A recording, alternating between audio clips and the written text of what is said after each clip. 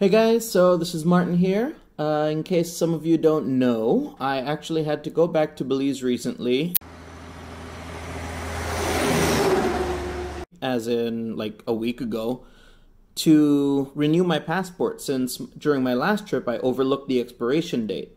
So this all started a couple of weeks ago before COVID was really as widespread as it is now. And so I decided I needed to book a ticket to go home because I had overlooked the passport renewal date. So I booked a ticket, and the date came around to where I finally had to go to the airport.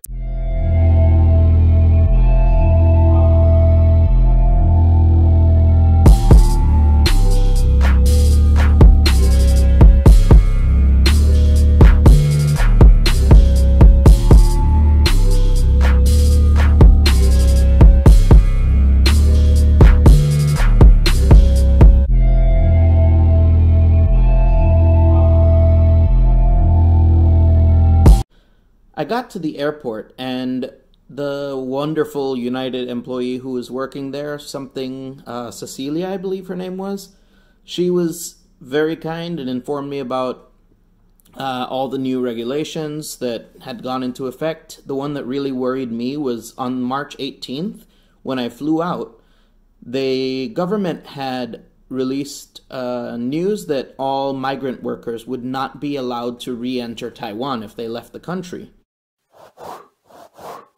Now, luckily, English teachers aren't included in that, so I was allowed to return. She also informed me that my flight, which was leaving from Taipei to San Francisco, was officially the last United operated flight in or out of Taiwan. So that kind of worried me, and I asked her if she could do anything to change my flights for my return. So she got on her computer and started doing a bunch of stuff. Got me all set up, coming back on EVA instead of United. So no problems there. I had everything set up. And that's when I read the news that Taiwan had listed California, New York, and Washington as level 3 threat zones. So then, after some hesitation, I actually got on the airplane, flew to San Francisco, and when I landed in San Francisco, I was really surprised. Because in Taiwan, they're taking this stuff super seriously.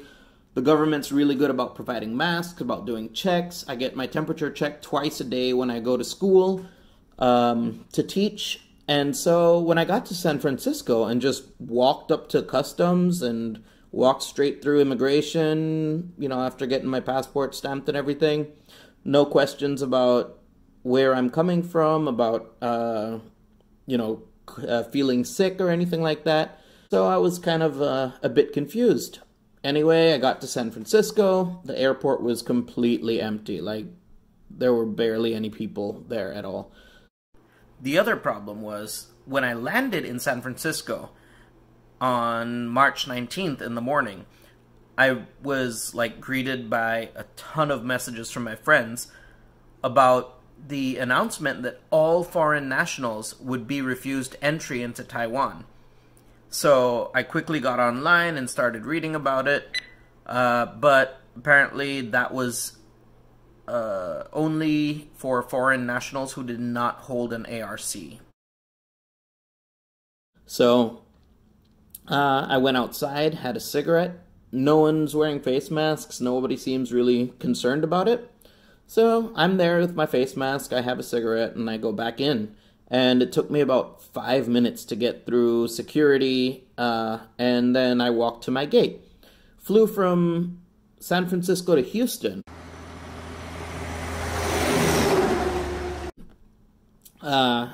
So just some backstory. I was supposed to fly San Francisco, Las Vegas, Houston, and then Houston, Belize. But because my flights got shifted around and I got put on the EVA flight, they managed also to switch me from that route that I was supposed to do before to Taipei, San Francisco, Houston, Houston, Belize. So I get to Houston, I had to spend an overnight there, and I was deciding on whether or not I should stay in the airport or get a hotel for the night. So I booked a hotel. It was about 5 minutes away from the airport, and they have an airport shuttle. I was the only person in the shuttle. Got to the hotel, ate some dinner, passed out, and woke up the next morning for my flight. Now, in Houston also, there were no heat cameras or anything like that, like they have in Taiwan. So I thought, whatever. Wait a couple hours, get on my flight from Houston to Belize. Got there, no problem.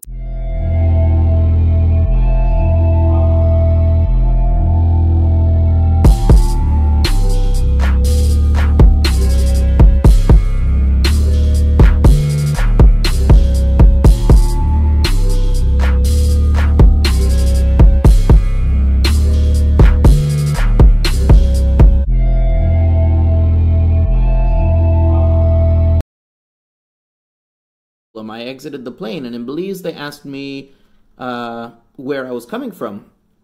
And so I told them I'm coming from Taiwan. So they did a temperature check and gave me a handout that explained the symptoms of COVID-19 as well as all the emergency numbers to contact in Belize for the Ministry of Health. I get to Belize on March 19th and get through customs, immigration, everything. No problems. So I went there initially to renew my passport. So on Thursday morning, I got to Belize and went to my mom's house. On Friday morning, we went and we made photocopies of all the relevant documents that we needed for me to renew my passport. And then on Saturday, Sunday, we were just going to relax. And then on Monday at 8 a.m., I had an appointment at the immigration office in Belize. Now, Friday night rolls around, and I see that there has been an announcement that Belize will be closing the international airport come Monday after the last scheduled flight leaves. So, of course, here I am, waiting for my appointment on Monday, which I should have probably just, thought about beforehand and gotten done on Friday. But that's also me assuming I would have terrible jet lag. So, less than 48 hours into my stay in Belize, I receive the information that, the next day, the international border with Belize and Mexico is shutting down. And then on the Monday, which is 3 days later, the international airport was going to be closed down. So I started weighing the risks, and I thought, you know what, I'm just going to go back to Taiwan, and I'm going to renew my passport through the embassy and hope that the embassy can have it done in time.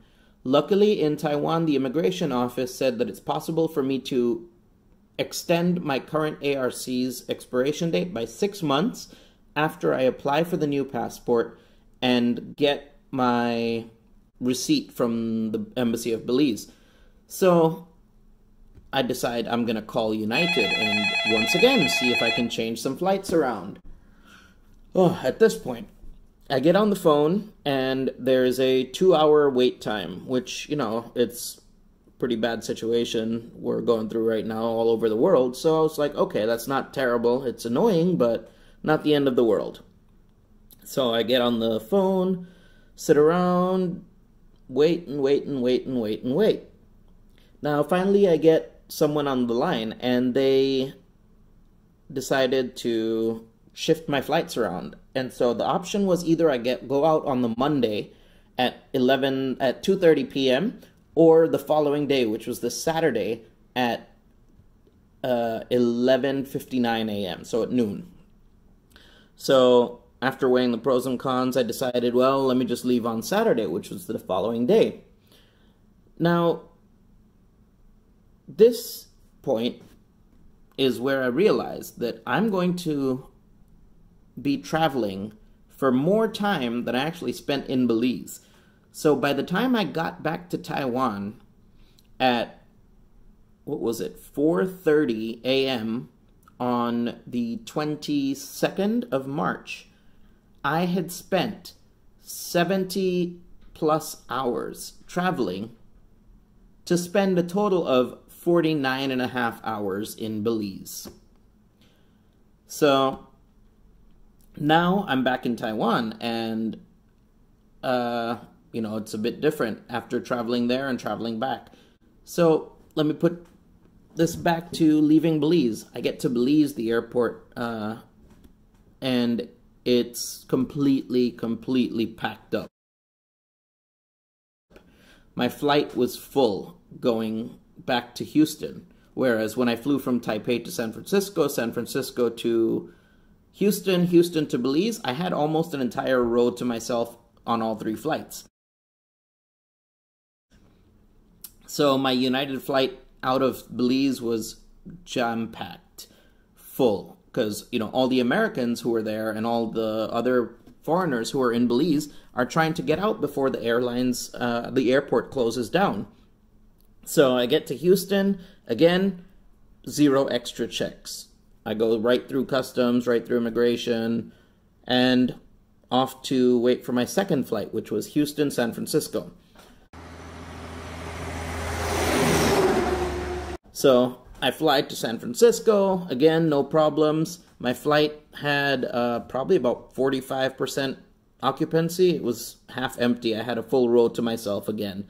And then I got to San Francisco and left San Francisco for Taipei. Now this is where I was impressed, because they started ramping up the security measures on the flights coming to Taiwan. And I'm assuming that's because the Taiwanese government requested that it be done.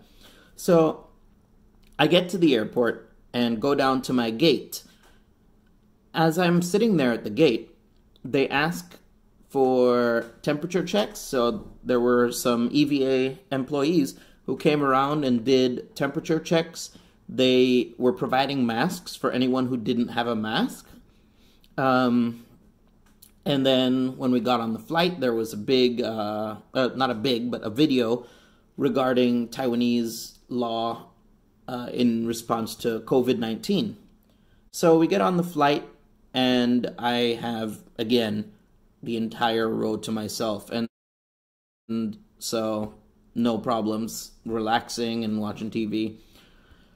So I get back to Taiwan, and when I get back to Taiwan, it's the first time that I've seen in an airport actual measures being taken to prevent the spread of the disease.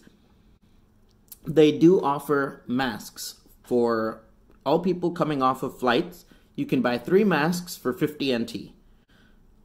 And also, after you buy your masks, you go through the CDC checkpoint, where when you're on the plane, they give you a form where you put in your name, your address, and all sorts of relevant information.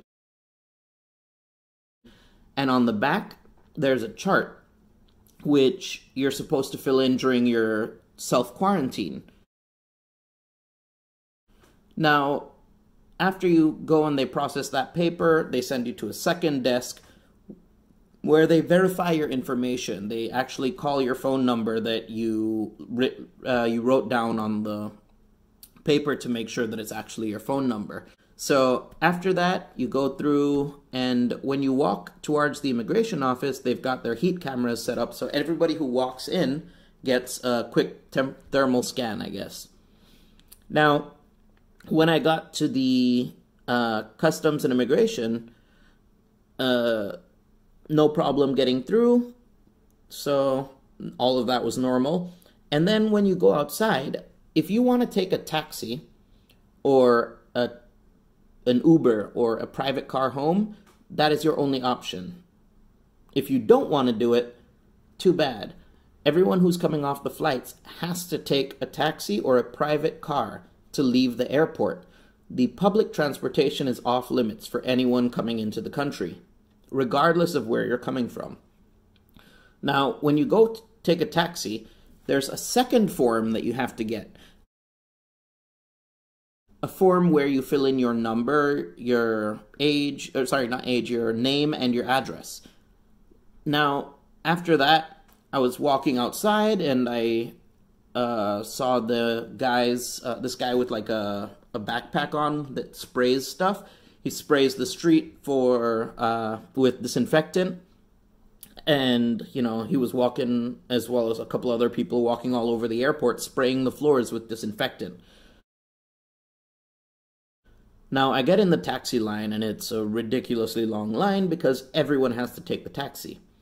But after you wait in the line and you get to the end of the line, what you have to do is have one of the employees who's working there, he sprays down your entire body with a mister with rubbing alcohol. So they tell you, chin up, arms out, and they just spray the front, spray the back, they spray your luggage all around with rubbing alcohol and disinfectant.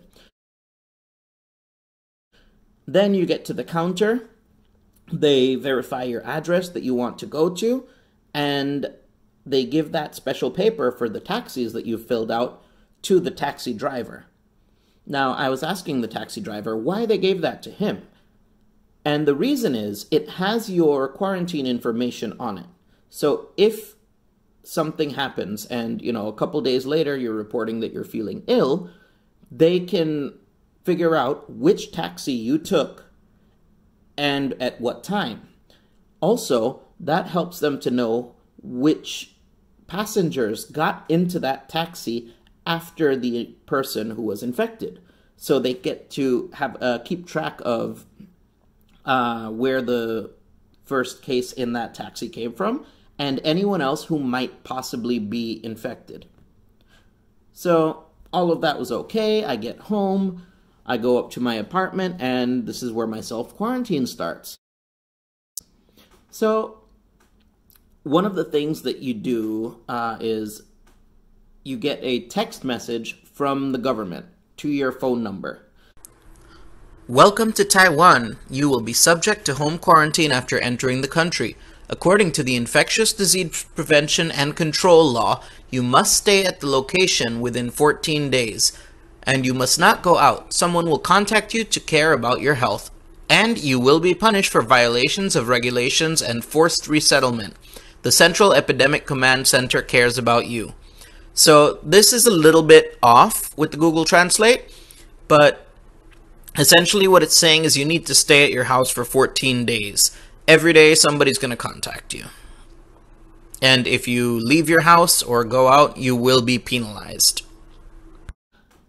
And every single day, the police office, which is your local police office in your area, is going to call your phone.